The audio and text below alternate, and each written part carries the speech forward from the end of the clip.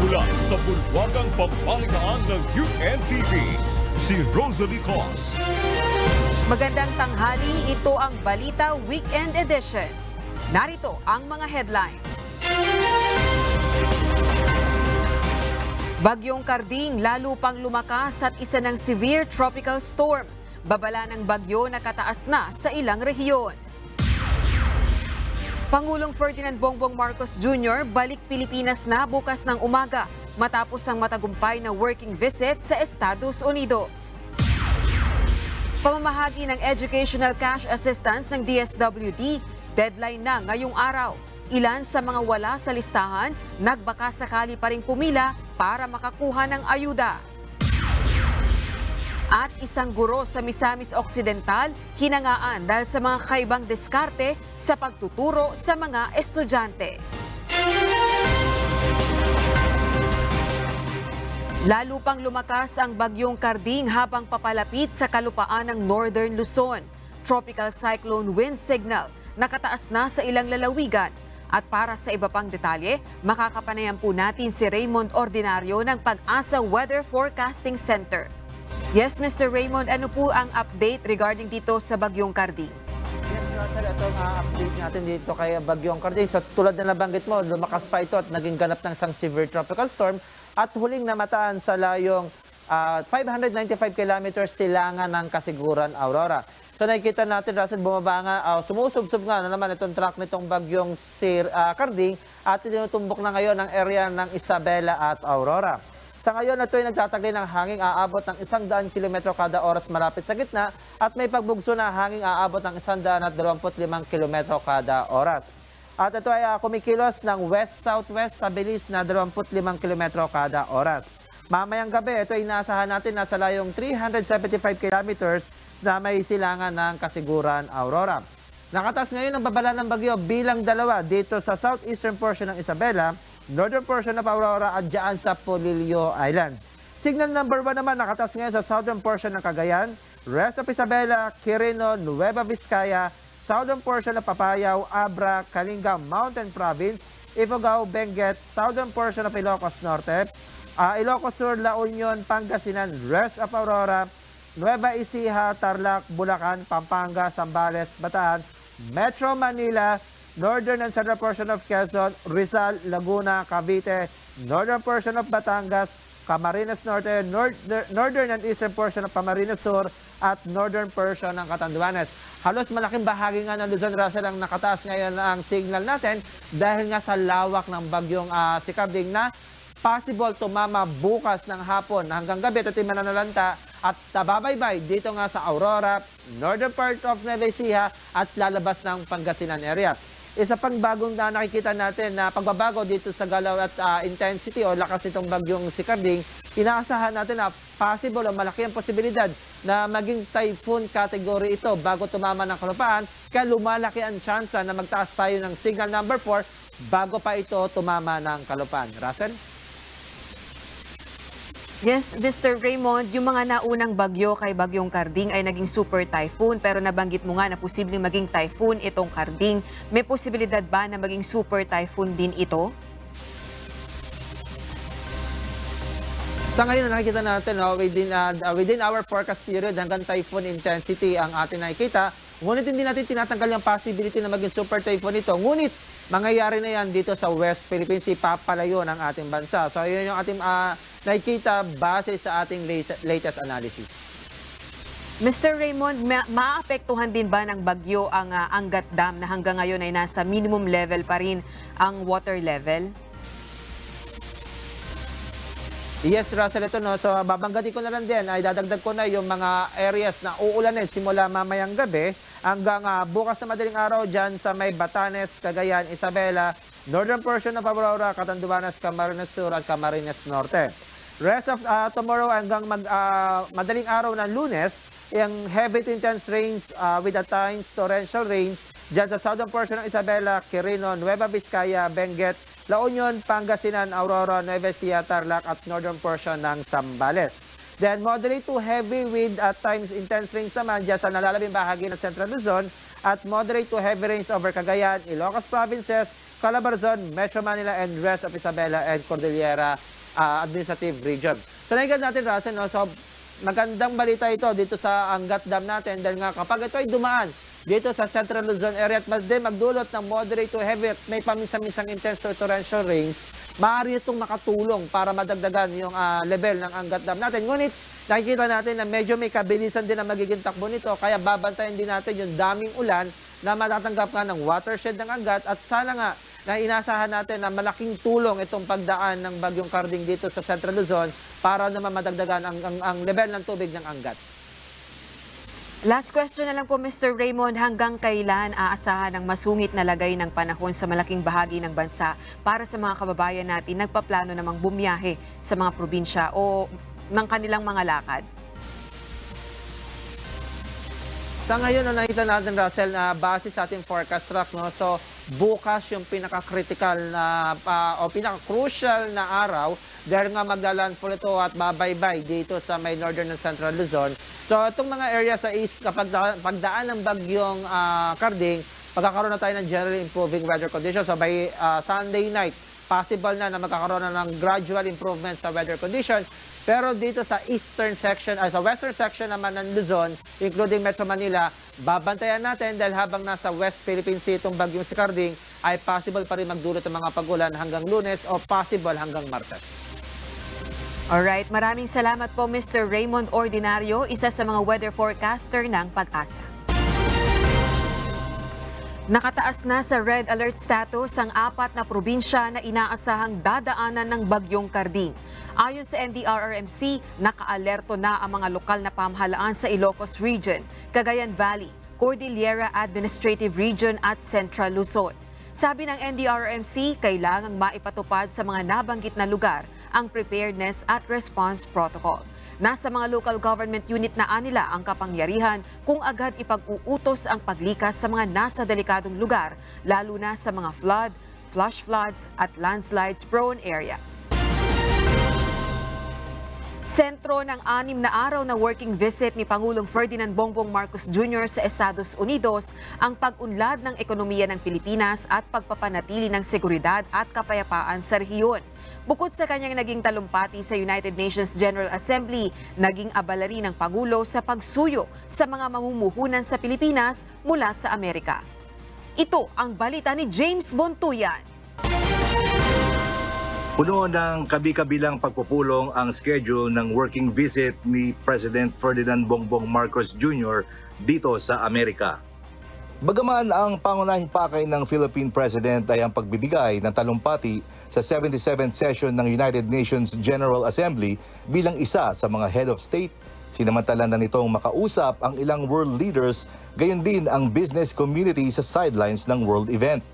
Ito ay upang paigtingin pa ang ugnayang pang-ekonomiya, isulong ang kapakanan ng mga Pilipino at agarang makapanghikayat ng mga mamumuhunan sa Pilipinas. Sa kanyang speech sa UN noong September 21, pasado alas 3 ng hapon ng Martes, New York Time, pang-19 ang Pangulo sa 35 heads of state at government na nakatakdang magsalita sa unang araw ng high-level general debate. Binigyang atensyon ng Pangulo sa kanyang speech ang pananatili ng friendly foreign policy ng Pilipinas o ang nakilalang tagline ng nakalipas na administrasyon na friend to all, enemy to none. Committed aniya ang Pilipinas sa pagsusulong ng kapayapaan at hustisya sa gitna ng pagkakaroon ng banta sa kapayapaan at stability sa Asia. Dapat din aniyang resolbahin ang mga di pagkakaunawaan sa pamamagitan ng mapayapang pamamaraan. In Asia, our hard-won peace and stability is under threat by increasing strategic and ideological tensions.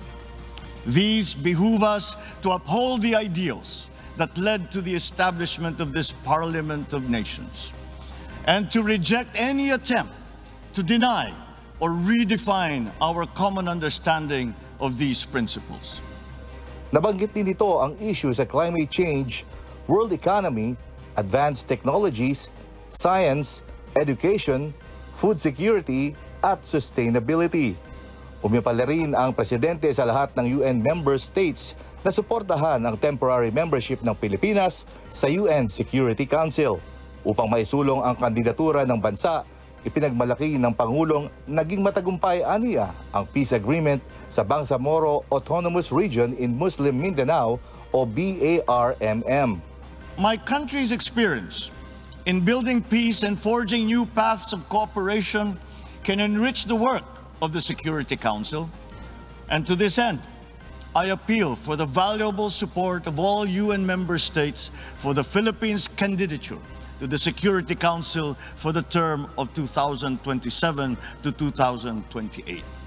Sa sidelines ng UN General Assembly, ilang world leaders ang nakausap ng presidente gaya ni na Japanese Prime Minister Fumio Kishida, dating United Kingdom Prime Minister Anthony Blair, US President Joe Biden at maging sina United Nations Secretary General Antonio Guterres at World Bank President David Malpass.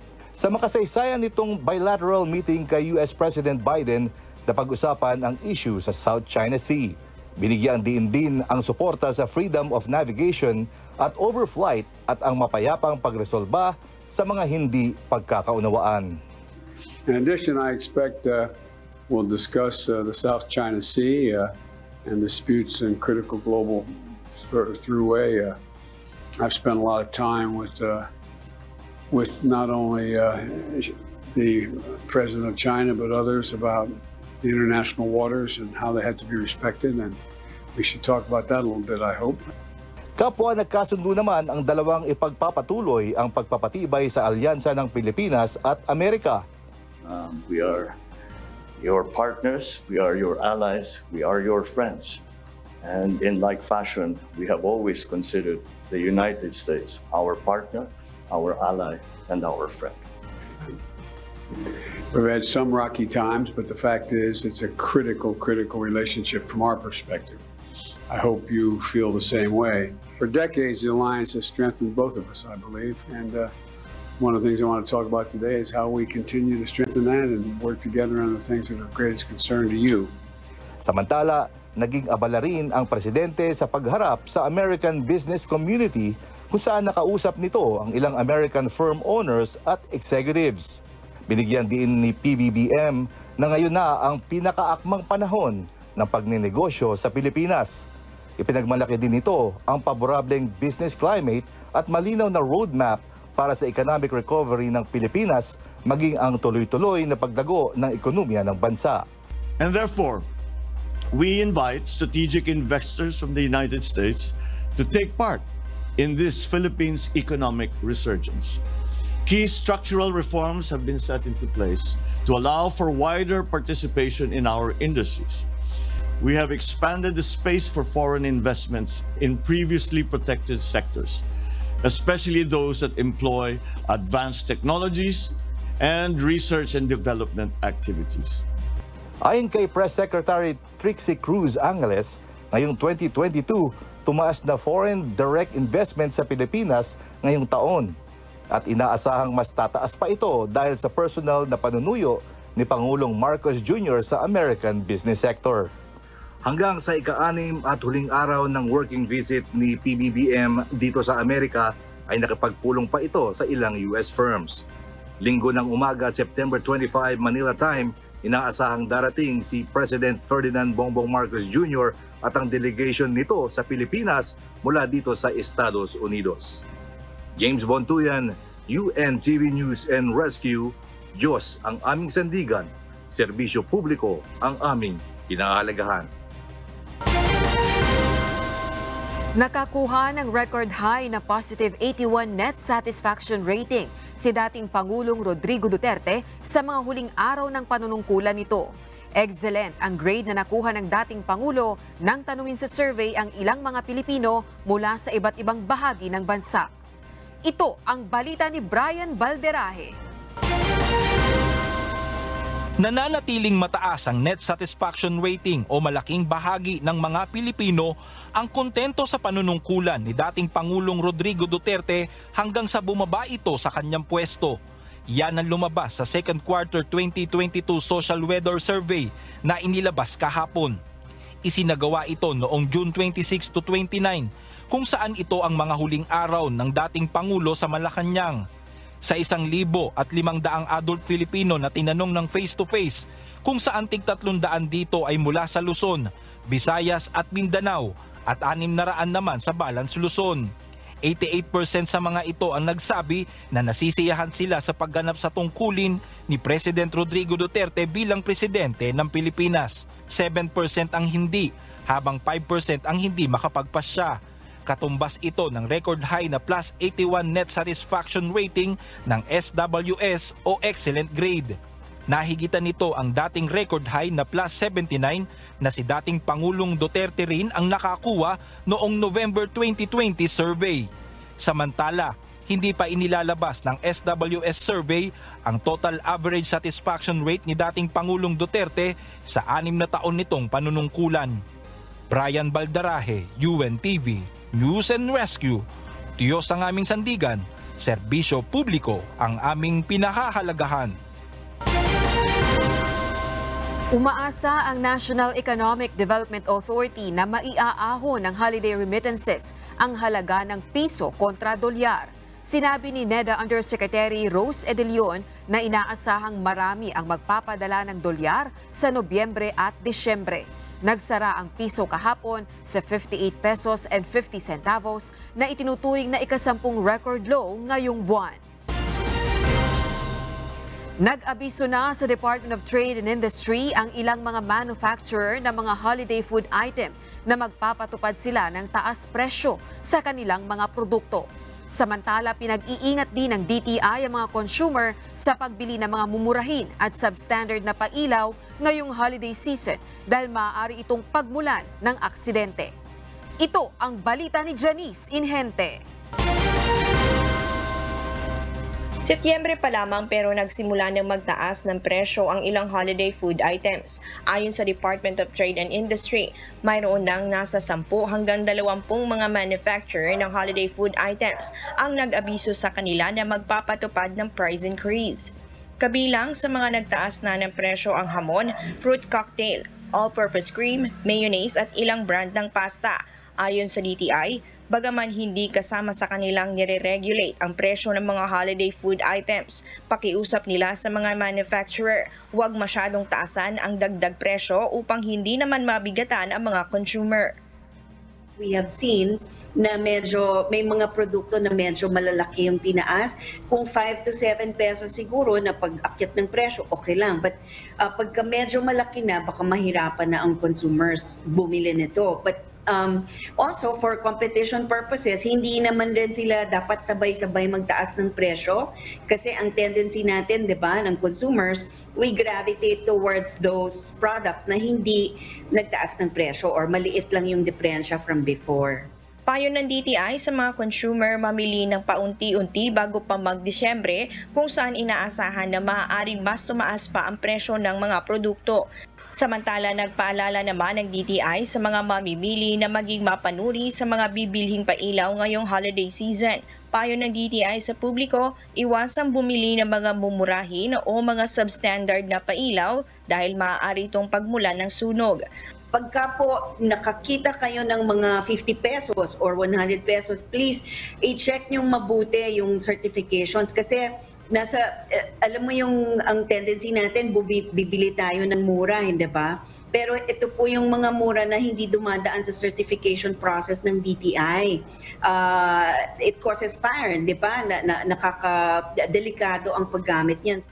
Ayon sa ahensya, hanapin lamang kung mayroong lehitimong ICC sticker ang bibilhing pailaw. Ito ang magsisilbing katibayan na ito ay dumaan sa pagsusuri at makatitiyak na nakapasa sa standards at ligtas na gamitin. Janice Inhente, UNTV, News and Rescue. Diyos ang aming sandigan, serbisyo publiko ang aming pinahahalagahan. Nag-abiso na ang Metropolitan Manila Development Authority sa mga motorista na asahan na ang lalo pang pagbigat ng trapiko ngayong papalapit na ang holiday season. Samantala, makikipag-ugnayan din ng MMDA sa mga mall operator upang pag-usapan ang gagawing adjustment sa mall operating hours ngayong Burr months. Ito ang balita ni Asher Cadapan Jr. Tuwing papalapit ang holiday season, inaasahan na ng maraming mga motorista at commuters ang lalong pagbigat ng trapiko sa Metro Manila. Ayon sa MMDA, nasa 15% ang inaasahang madaragdag sa traffic volume ngayong Burr months dahil sa dami ng mga tao na pumupunta sa mga mall at mga pasyalan. Dagdag pa rito ang inaasahang pagbabalik ng full face-to-face classes ng mga estudyante sa darating na Nobyembre. Kaugnay nito, paitingin ng MMDA ang kanilang clearing operations sa mga mabuhay lane upang maihanda ang mga alternatibong ruta sa oras na bumigat ang trapiko sa mga pangunahing kalsada. Bukod pa rito, makikipag-usap rin ang ahensya sa mga mall operator hinggil sa gagawing adjustment sa mall operating hours at schedule ng mga sale ngayong holiday season. Layo nito na maibsan ang inaasahang traffic congestion tuwing Burr months. Yung ating mabuhay lanes, tuloy-tuloy po yung clearing operations dyan. We will talk with the mall owners na habaan po yung kanilang oras sa yung operating hours nila. Deliveries po sana, if possible, sa gabi na. Total, they're open sa gabi rin po. At saka po yung mga sale, wala na po on weekdays, on weekends na lang po. Samantala, upang maiwasan naman ang siksikan ng mga pasahero sa EDSA Busway, pinag-aaralan ng MMDA na palawakin ang daanan sa mga bus stop.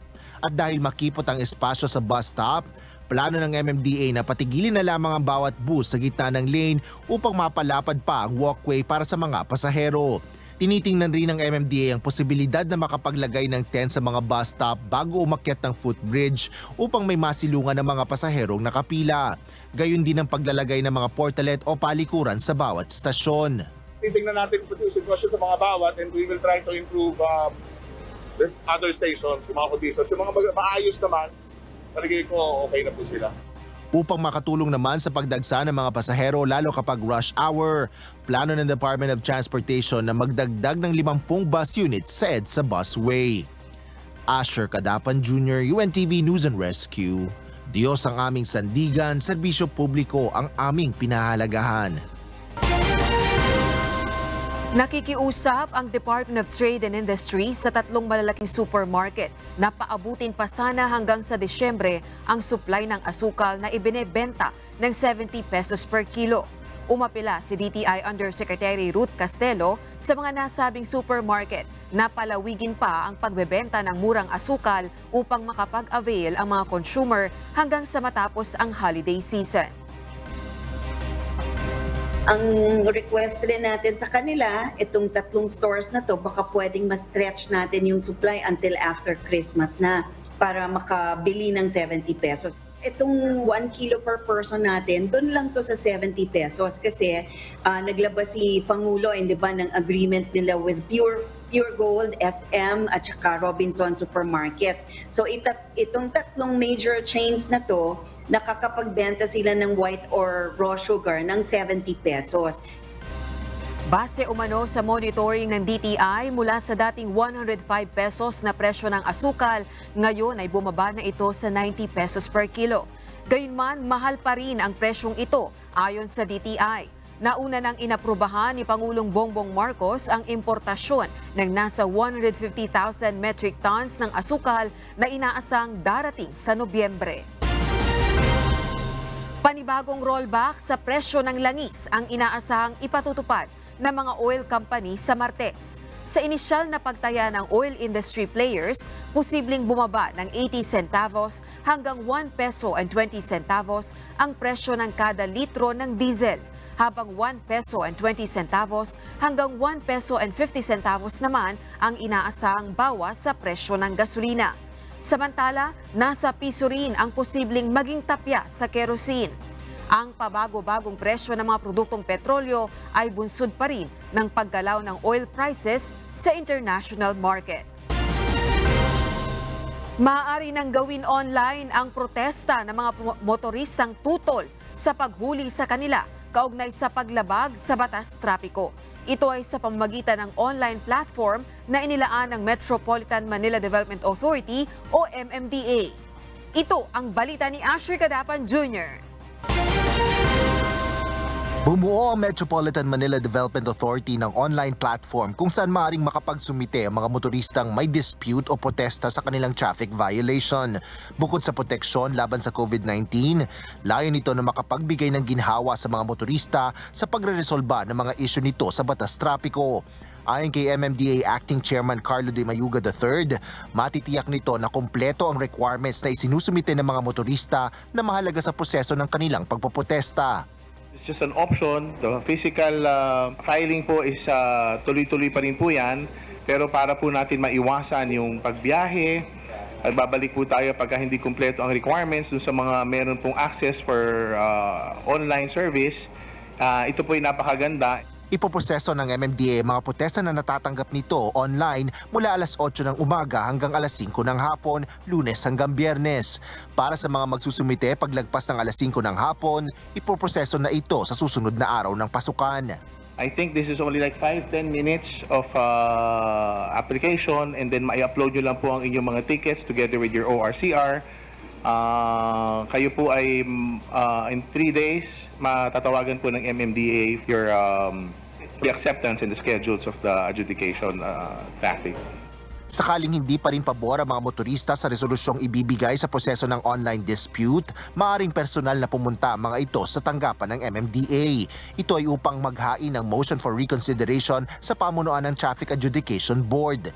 Kung hindi pa rin sang-ayon ng motorista sa resulta pagkatapos ng paghahain ng motion for reconsideration, maaari pa ring direktang umapila ang mga ito sa MMDA Chairman.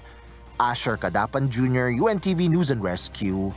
Diyos ang aming sandigan, serbisyo publiko ang aming pinahalagahan. Deadline na ngayong araw, September 24, ang pamamahagi ng Educational Cash Assistance ng Department of Social Welfare and Development o DSWD. Mula sa 1.5 billion pesos na nakalaang pondo para sa programa, ayon sa DSWD, mayroon pang nasa 100 million ang natitira sa budget na target ma-distribute ngayong araw.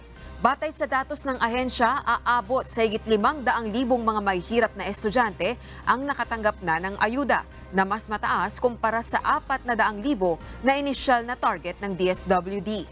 Wala pang anunsyo ang DSWD kung palalawigin pa ang pamahagi ng Educational Cash Assistance. Pumila pa rin ang ilang walk-in sa payout center ng DSWD sa Masbate kahit wala sila sa listahan o nakatanggap ng confirmation text message. Ayon sa mga ito, nagbabaka sakali pa rin sila na makakatanggap ng ayuda mula sa pamahalaan. Ito ang balita ni Jerry Galicia, live. Jerry, ano ang katwiran ng ilan sa mga kababayan natin na pumila dyan kahit alam na nila na wala naman sila sa listahan?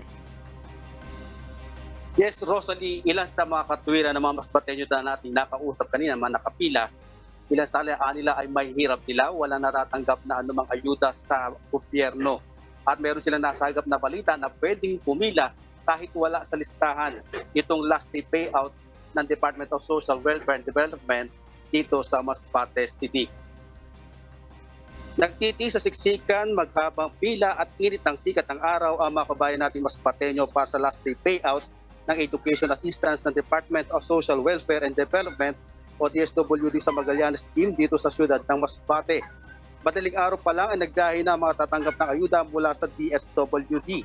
Alas 5 pa lang ay nakikipagsiksikan na sa mahabang pila ang mga Masbateño. Ilan sa problema lumutang ay may mga sumisingit sa pila. Ang iba naman ay nagbabaka sakali makakuha ng ayuda kahit hindi nakalista at walang natanggap na text o kumpirmasyon mula sa ahensya. Kaya na lamang ng dalawang magkababayan na residente ng Uson, nila baka may konsiderasyon ang DSWD sa gaya nilang may hirap at walang ayudang natatanggap sa pamahalaan. Si Aling Selfa na nagbiyahe pa mula sa bayan ng Uson, nagbabaka sakali dahil 6 ang anak na pinag-aaral. Pabaka sakali po na makatanggap po ng ayuda po kasi mahirap lang po kami. Kasi yung pong balita na pag yung hindi na naratingan ng ng signal o yung walang mga cellphone, yung mga dikipad lang, yun 'di ba sabi na magpila po. Gayon din si Mang Apolinario, kahit isa lang ang pinag-aaral, tanging pangista lang ang pinagkukunan ng ikabubuhay. Gusto ko lang po iparating sa DSWD kay Sir Erwin Tulfo na sana, dahil mahirap lang kami, nag-aaral yung alaga ko, makakuha man kami ng ayuda kasi wala kaming purpose, wala kaming listahanan. Hindi man kami po nakakuha ng ayuda galing sa gobyerno. Ayon naman sa DSWD, papapasukin at i-interview naman ang mga pumila na wala sa listahan pero walang may papangakong mabibigyan ngayong araw ng ayuda. Since nandito naman din po sila, ginagawa namin, ini-entertain pa din po namin, ino-accommodate, ini-interview, tinatanong din po yung pinaka-purpose and ini-intake lang din po. Hindi po sigurado na pwedeng mabigyan kasi may mga cases po tayo dito na pumunta na kahit hindi naman po talaga nasa listahan. Rosalie, umabot naman sa mahigit 4,000 masbateño ang nakatanggap na ng educational assistance sa 4 na schedule ng payout ng DSWD. At ngayong araw naman tinatayang 2,000 ang mabibigyan ng ayuda ng ahensya. Yan muna ang latest mula dito sa Masbate. Balik sa iyo, Rosalie. Jerry, meron ka bang ulat kung gaano karami ba ang target na mabigyan ng educational cash assistance ng DSWD sa buong probinsya ng Masbate? Rosalie, wala tayong hawak na impormasyon na kung ilan yung target na mabigyan ng dito sa last payout ng DSWD sa buong probinsya ng Masbate. Pero so far, 6,000 yung mabibigyan ng cash assistance o educational assistance ng DSWD dito nga sa last payout na ito. Rosalie. Last question na lang, Jerry, dahil nga merong nagbabaka sakali, wala sila sa listahan na makakuha ng educational cash assistance, ang lokal na pamahalaan ba ay may maiaabot kahit papaano na kaunting tulong dito sa mga kababayan natin na nagpupumilit o nagbabaka sakali ngang makakuha ng kaunting tulong? Rosalie, ayon sa DSWD, nakausap natin kanina na i-interview sila, kukuha ng detalye, pero walang katiyakan kung sila mabibigyan ng ayuda. At isasangguni pa rin nila ito doon sa kanilang regional director ng DSWD kung mabibigyan nga ng ayuda at maging sa LGU. Rosalie. Alright, maraming salamat, Jerry Galicia, nag-ulat ng live mula sa Masbate City. Wala namang nag-walk-in sa payout center ng DSWD sa Surigao del Sur. Subalit kahit ang mga nasa listahan, aminado ang DSWD na hindi nila mabibigyan lahat ng educational cash assistance. Ito ang balita ni MJ Vasquez live. MJ, ngayong last day payout para sa educational cash assistance, ilan lang ang mabibigyan ng DSWD dyan sa Caraga region? Rosalie, 1,500 applicants sa Surigao del Sur ang inaasahang mabibigyan ng educational cash assistance sa huling araw ng payout. Pero sa kabuuan ng Region 13, 150,000 pa ang inaasahang dapat mabigyan ng ayuda. Batay sa datos na inilabas ng DSWD Caraga nitong Lunes, ay umabot na sa mahigit 24,000 ang kabuuang bilang ng mga estudyante sa rehiyon ng Caraga ang nabigyan na ng educational assistance. Tinatayang aabot naman sa 70 million pesos ang total amount na naipamahagi na sa mga estudyante.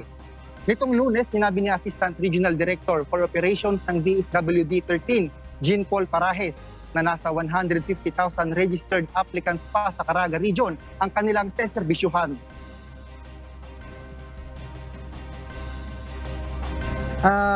Sa tinuod lang, ang nahatag sa amo nga pundo para sa paghatag sa assistance is about 65 million lang. So, ang 65 million na to, niabot lamang sa mga 23,000 ka mga estudyante. Sabot pa sa buwan, 173,000 ang atong nag-restro applicants, 23,000 pa lamang ang atong na-serve out of the 65 million na atong gihatag. Sa buong Caraga, mayroong mahigit 8 payout venues ang itinalaga ng DSWD 13 sa huling araw ng payout. Nahahati ang mga ito sa probinsya ng Agusan del Norte, Agusan del Sur, Dinagat Islands, Surigao del Norte at Surigao del Sur. hindi pare-parehas ang bilang ng applicants na nabibigyan sa bawat probinsya. Dito nga sa Surigao del Sur, kumpara noong nakaraang linggo, kung saan mahigit 2,200 na applicants ang nabigyan ng ayuda, mas maliit ito kumpara ngayon na nasa 1,500 lang ang inaasahang mabibigyan ng educational cash assistance dahil sila lang rin ang nakatanggap ng confirmation text mula sa DSWD. Ayon ito sa team leader ng social workers na nakausap natin dito kanina. Ang dahilan kung bakit 1,500 lang ang mabibigyan ngayon sa Surigao Sur ay dahil pa rin sa kakulangan ng pondo ng DSWD. Ganito rin daw ang sitwasyon ngayon sa ibang probinsya. Ayon pa kay Assistant Regional Director Parajes, bumabase ang bilang ng mabibigyan sa kung magkano lang ang pondo na mayroon ng ahensya. Ginagawa naman aniya ng paraan ng DSWD 13 na makahanap sila ng pondo upang maserbisyohan ng ating mga kababayan. Ngayon dito sa ating venue sa Cinto P. Elpa National High School sa Tandag City, Surigao del Sur, nasa 750 na applicants ang inaasahang pupunta. Hanggang ngayon ay patuloy pa rin ang pagpunta ng mga tao. Base sa ating observation kanina, maayos naman ang pila at mabilis ang proseso ng payout. Wala rin tayong nakitang nag-walk-in. Lahat ng mga narito ay naka-receive ng confirmation text mula sa DSWD. At Rosalie, ayon nga kay Assistant Regional Director Parajes, ay hindi humihinto ang ahensya na makahanap ng pondo para matugunan itong 150,000 na mga aplikante na hindi pa nabigyan ng ayuda. At yan muna ang latest update dito sa Tandag City, Surigao del Sur. Balik sa iyo, Rosalie. Maraming salamat, MJ Vasquez, live na nag-ulat mula sa Surigao del Sur. Umakyat na sa 4 ang bilang ng mga nasawi sa Uganda dahil sa lubhang nakahawang Ebola virus. Noong nakalipas na Martes nang maiulat ang unang nasawi mula sa karamdaman simula 2019 at nadagdagan ng bilang ng 3 araw naman ng Biyernes ayon sa Health Ministry. Idineklara na ang outbreak sa Central District ng Mubende kung saan nagpatupad na ng travel restrictions sa non-essential work at ipinagbawal na rin ang malalaking pagkakatipon. Sa kabuuan, 11 na ang kumpirmadong kaso ng nakamamatay na sakit sa bansa at 4 ang naidagdag sa nakalipas na 24 na oras. Mayroon pang 19 na pinaghihinala ang kaso na kasalukuyang tumatanggap ng treatment sa ospital. Nanawagan ang United Nations sa Iranian authorities na huwag gumamit ng hindi kinakailangan o matinding puwersa laban sa mga nagsasagawa ng kilos protesta kasunod ng pagkasawi ng isang babae habang nasa kustodiya ng pulisya. Dagdag pa ng Global Organization, dapat magtimpi ang lahat upang maiwasan ang paglala ng sitwasyon. Mismong si UN Secretary General Antonio Guterres ang nagbukas ng usapin kaugnay ng human rights situation kay Iranian President Ebrahim Raisi noong nakalipas na Biyernes. Galit ang Iranians kaugnay ng kaso ni Mahsa Amini, 22 years old, na nasawi noong nakalipas na linggo pagkatapos arestuhin at pahirapan ng morality police dahil sa hindi angkop na pananamit. Apela ni Guterres magsagawa ng agaran, walang pinapanigan at epektibong investigasyon sa insidente sa pamamagitan ng isang independent competent authority. Dagdag pa rito ang panawagan sa Iranian authorities na igalang ang karapatan ng kababaihan at magpatupad ng mga epektibong hakbang upang protektahan sila laban sa iba pang human rights violations. Hindi na maghahain ng motion for reconsideration ang Department of Justice o DOJ sa Manila Regional Trial Court.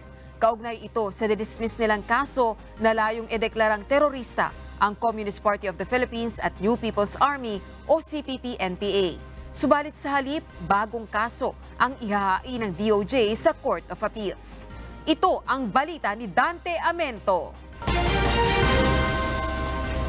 Binigyang diin ni Department of Justice o DOJ Secretary Crispin Remulla na tungkulin ng Estado na protektahan ang mga mamamayan nito.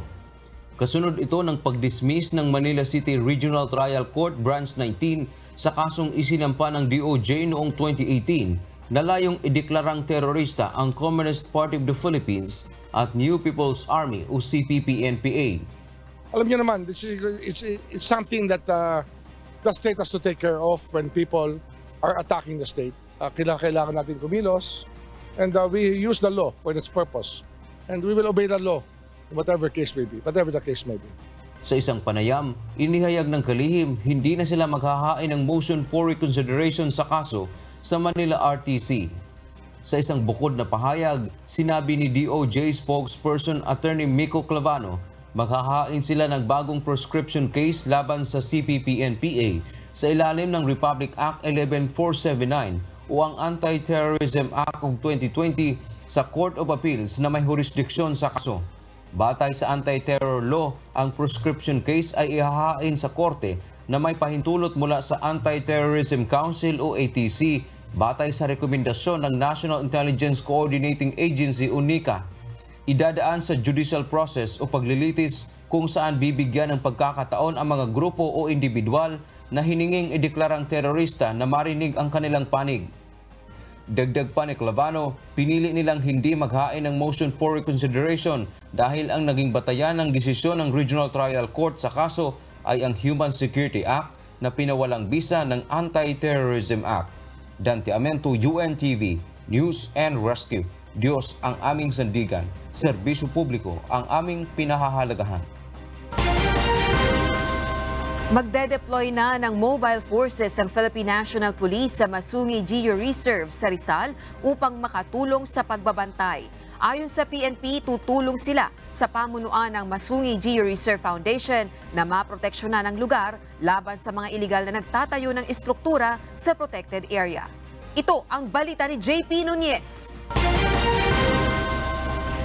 Ipinagutos na ni Philippine National Police Chief General Rodolfo Azurin Jr. sa Provincial Police Office ng Rizal ang paglalagay ng detachment sa area ng Masungi Geo Reserve. Sa pamamagitan ng mobile forces ng pulisya, magkakaroon ng sumbungan ang mga park ranger ng Masungi sakaling may susubok pa na iligal na okupahin ang conservation area. Ayon kay General Azurin, 24 na oras itong magbabantay sa Masungi upang makatulong sa pagprotekta sa reforestation project. Samantala ayon sa Department of the Interior and Local Government, tutulong na ang ahensya sa pagpapaalis ng mga illegal occupants sa Masungi. Makikipag-ugnayan ito sa Department of the Environment and Natural Resources upang idaan sa legal na proseso ang pagpapaalis sa mga illegal claimants. Batay sa sumbong, mayroon ng ilang mga nagtayo ng istruktura sa lugar na sakop ng Masungi tulad na lang ng mga bahay at resort. Isa-isahin natin sino mga occupant ngayon dito. Huwag na dapat dumami ito. Make sure kung may bago, giba agad dito. Giba agad dito. Ha? Magtulungan na lang tayo dito. Humihingi naman ang DENR ng panahon upang ayusin ang problema sa agawan ng lupa dahil sa dami ng nag-aangkin at nagpapakilalang mayroon ding legal na dokumento. Ayon sa DENR, mayroon na silang nasa 30 mga reklamong natanggap na ilegal na inokupa ang area ng Masungi. Ang ilan dito nabigyan na ng cease and desist order habang mayroon din ang nakabinbin pa sa korte ang kaso. Kaya ngayon po, bigyan nyo lang po kami ng konting pagkakataon. Nire-review po natin lahat ng mga claims dito. Kahit na yung mga existing na mga tenured instrument, nire-review din po natin. Gagawin po natin dito, pag-review natin ay maaayon po sa batas. Para naman sa pamunuan ng Masungi, tila napabayaan na ng gobyerno na ipreserba ang conservation area, lalo't mayroon na ring ibang nakapagbenta na umano ng property na sakop nito. Our lives are in danger, binabaril kami, binomol kami. Ano yung review ng contract na naman? Tagal na, 5 taon. The government squandered 5 years just to conduct it. There's negligence. Gayunman, nagpasalamat ang pamunuan ng Masungi sa DILG dahil sa ginawa nitong pagtugon sa kanilang panawagan upang aksyonan ang napaulat na mga armadong lalaki na umano'y iligal na inukupa ang isang bahagi ng Masungi. Ayon sa PNP, bago pa man dumating ang DILG at iba pang ahensya sa mismong lokasyon, kusa nang umalis ang mga ito sa lugar na nalagyan na ng mga bakod. Paglilinaw ng PNP na mayroon namang legal na mga dokumento ang mga baril na nakuha sa kanila at sinabing nagtatrabaho lamang sila sa isang security agency. Papasinungalingan po namin yon. Ang masasabi ko po, sila ay mga lehitimong membro ng Sinagtala Security Services Incorporated, sir. Sila ay pinadala rito ng kanilang agency para magbantay na hinire ng isang tao na nagkiklaim ng lugar na to. JP Nunez, UNTV, News and Rescue. Diyos ang aming sandigan, serbisyo publiko ang aming pinahahalagahan. Naniniwala ang Intellectual Property of the Philippines o IPO-PHIL na malaki ang maitutulong sa paglago ng ekonomiya ng bansa kung mapapaigting pa ang laban kontra counterfeiting o pamimirata. Kaya naman umaasa ang ahensya na mabibigyan ng dagdag suporta ang kanilang mga programa upang masawatak ang problema ng bansa sa counterfeiting. Ito ang balita ni Harleen Delgado. Pirated materials po, sana hindi na natin bibigyan ng pagkakataon na lumaganap dito sa ating bansa. Yung paggagaya ng mga kanta ng walang permiso o di kaya pagkakalat ng mga video or films ng walang permiso o pahintulot. Nangako ang Intellectual Property Office of the Philippines o IPO-PHIL na mas palalakasin pa ang pagpuksa sa paglaganap ng counterfeiting o pamimeke at piracy o pamimirata sa Pilipinas. Kaugnay nito, nagpulong ang National Committee on Intellectual Property Rights kasama ang nasa 15 ahensya at opisina ng gobyerno upang talakayin ang mga plano sa pagprotekta ng intellectual property rights ng creative sector sa Pilipinas. Noong nakaraang taon, umabot sa halos 25 bilyong piso ang halaga ng mga nakumpiskang counterfeit items ng mga ahensya ng pamahalaan. Ngunit aminado ang ahensya na nananatiling hamon ang pagsugpo sa counterfeit goods at pirated items online, lalo na noong kasagsagan ng pandemya. Ayon kay IPO-PHIL Deputy Director Teodoro Pascua, pumirma na anya sila ng kasunduan kasama ang ilang online shopping platforms para matugunan ito. Paliwanag pa ng Intellectual Property Office of the Philippines, nais nilang palakasin ang laban kontra counterfeiting at pamimirata upang makatulong na rin sa paglago ng ekonomiya ng bansa. Walang mag-i-invest sa Pilipinas kung ang kanilang mga produkto ay laging naka-counterfeit o di kaya napapirate. So it's our performance and our attitude to just keep on going. We cannot say that we have totally eradicated it. It is with us to stay ang counterfeiting, but in its magnitude, we are winning the fight against it. Nanawagan din ng ahensya na isulong ng mga member agencies ang paglalagay ng pondo para sa pagtatatag ng sari-sarili nitong intellectual property offices. Umaasa rin ng IPO-PHIL na maipapasa na sa Kongreso ang ilang panukalang batas na nakikitang makatutulong sa paglaban kontra pamimeke at pamimirata gaya ng Internet Transaction Bill at pag-amyenda sa IP Code of the Philippines. Harleen Delgado, UNTV News and Rescue. Diyos ang aming sandigan, serbisyo publiko ang aming pinahahalagahan. Nagtagisa sa Comedy Pet Photo Awards ang mga nakaaliw na larawan ng mga alagang hayop sa iba't ibang panig ng mundo. Inanunsyo na rin ang mga pinakanakatutuwang larawan ng pets. Ito ang balita ni Paulo Dasal.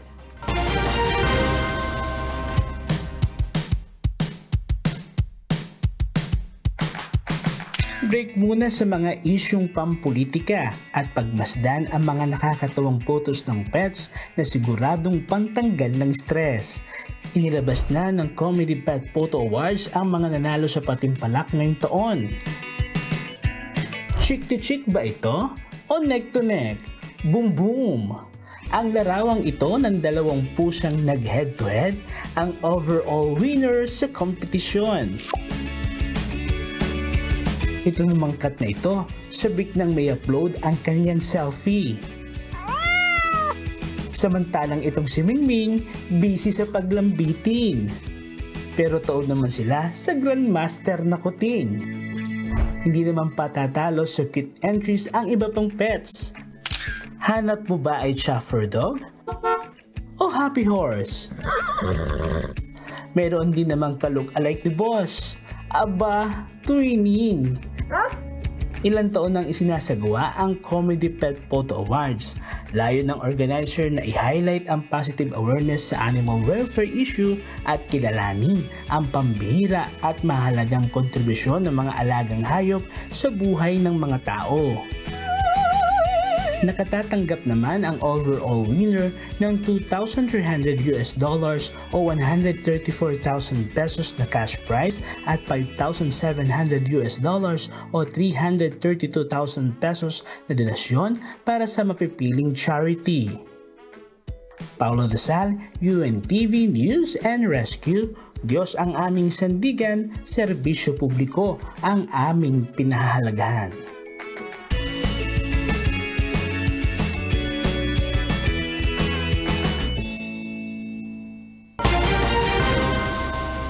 Isang guro ngayon ang hinahangaan sa social media dahil sa multi-strategy nito sa pagtuturo. Kilalanin po natin si Teacher Jeric Maribaw ng Bonifacio, Misamis Occidental. Ito ang balita ni Alan Manansala.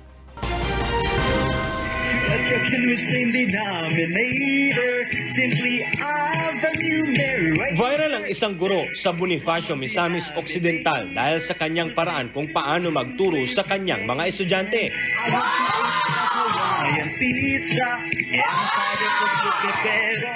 Siya si Teacher Jeric Bokter Maribaw, isang class advisor ng grade 6 students ng Bagong Anunang Diyot Elementary School. Pagpasok pa lamang sa silid-aralan, abay talaga namang punong-puno agad ng energy si Sir sa pagsasayaw kasabay ng mga bata. Pero bago pumasok, kailangan munang pumili ng bata ng karatula kung saan nakasulat ang nais nitong propesyon paglaki. Kasunod ang pagkuha ng itlog, tinapay, gatas at di ba may pa-vitamins pa? Ilan ito sa mga estratehiya ng guro kung papaano magiging masigla ang mga bata sa pakikinig ng kanilang aralin sa loob ng isang araw. So we have to find a lot of activities, strategies kumbaga, para makuha natin yung attention. Especially those learners who are living in the mountains, sir. Iba-iba talaga yung mga needs nila. Merong mga grade 6 na, pero hindi pa masyadong nakakabasa, hindi pa masyadong achiever when it comes to academic. So as a teacher, we have to be very versatile. And in my case, isa sa mga kulang nila is motivation to consistently study. Kwento pa ni Sir Jeric, ang lahat ng kanyang ibinibigay na pagkain sa kanyang mga mag-aaral ay buhat sa kanyang sariling bulsa. Pero masaya ang guro sa kanyang ginagawa. Aniya, 8 lang naman daw kasi ang kanyang estudyante dahil ito lang ang pinayagan sa face-to-face classes, habang ang ilan ay nasa modular learning pa rin sa pag-aaral. At para mas lalong maunawaan ng mga bata ang pinag-aaralan, idinadaan lahat ni Sir Jeric sa pagkanta ang kanyang lesson na siya mismo ang gumawa. Isang daga ang nakatuwa ang maglaro sa 1 milyon. Kanyang inakyat ang likuran ni Leon, si daga ay nahulog. Aminado si Sir Jeric na ginamit niya ang social media sa intensyong magiging daan ito para mabalikan ng kaniyang mga estudyante ang mga na-miss nito na mga aralin. Pero hindi inaakala ng guro na magiging viral ito sa social media at aani ng maraming paghanga. One day, when I introduced new song to my pupils na relevant din sa aking lesson, nagre-request sila sa akin.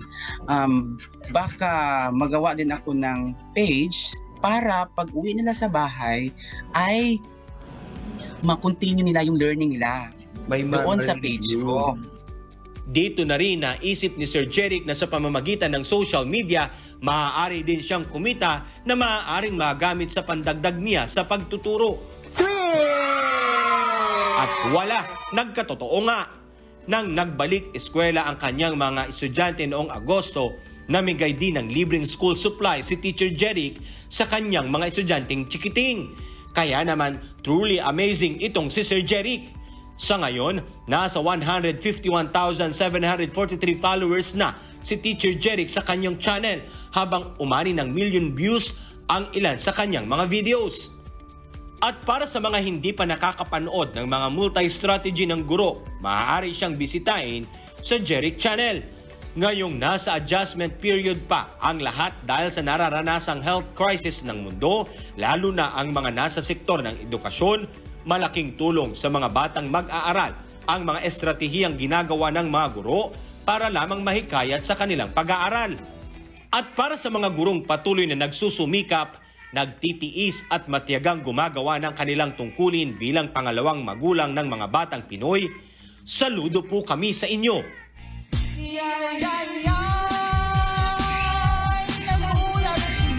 Alan Manansala, UNTV, News and Rescue. Diyos ang aming sandigan, serbisyo publiko ang aming pinahahalagahan.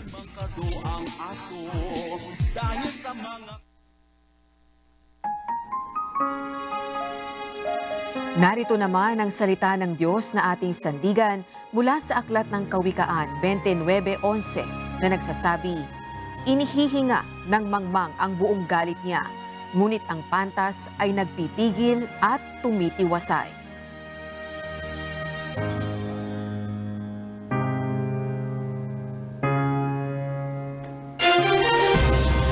At yan ang naging kabuuan ng ating balitaan ngayong araw ng Sabado. Aming inilahad ng buong katapatan kung paano namin nasaksihan. Sa ngalan ni Kuya Daniel Razon, ako si Rosa Licos. At dito sa UNTV, Diyos ang aming sandigan. Serbisyo publiko ang aming pinahahalagahan. Magandang tanghali.